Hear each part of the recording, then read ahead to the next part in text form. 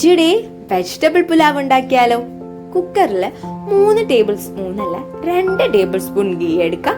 നിങ്ങൾക്ക് ഏതെങ്കിലും vegetable oil use ചെയ്യാം, ലൈക്ക് സൺഫ്ലവർ ഓയിലോ ഒലീവ് ഓയിലോ. അപ്പോൾ ഞാനിവിടെ എടുത്തിരിക്കുന്നത് 2 ടേബിൾ സ്പൂൺ ഗീ. അതിൽ കുറച്ച് സ്പൈസസ് ആഡ് ചെയ്യാം, ലൈക്ക് ഗ്രാമ്പൂ, കറുവ, ഏലക്ക അങ്ങനെ. പിന്നെ ഒരു 2 മീഡിയം സൈസ് ഒണിയൻ എടുത്തിട്ടുണ്ട്.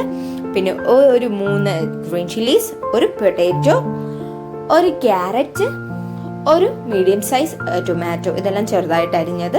പിന്നെ ഒരു ഹാൻഡ്ഫുൾ ഓഫ് കാഷ്യൂനട്ട്, അതും ഇടണം കേട്ടോ, അതിട്ട് കുറച്ചും കൂടെ ഫ്ലേവർ ആയിരിക്കും.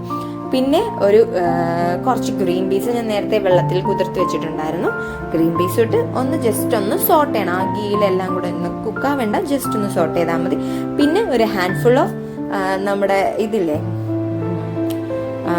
എന്താ പറയാ, മിൻറ്റ് ലീഫും പിന്നെ കൊറിയാൻഡർ ലീഫും. പിന്നെ ഞാൻ ഇവിടെ 1 കപ്പ് അരിയാണ് എടുത്തിട്ടുള്ളത്. അപ്പോൾ 1 കപ്പ് അരി നേരത്തെ ജസ്റ്റ് ഒന്ന് കുതിർത്ത് വെച്ചിട്ടുണ്ട്, ഒരു ഹാഫ് ആൻ അവർ മുന്നേ കുതിർത്ത് വെച്ചിട്ടുണ്ടായിരുന്നു. ബസ്മതി അരിയാണ്.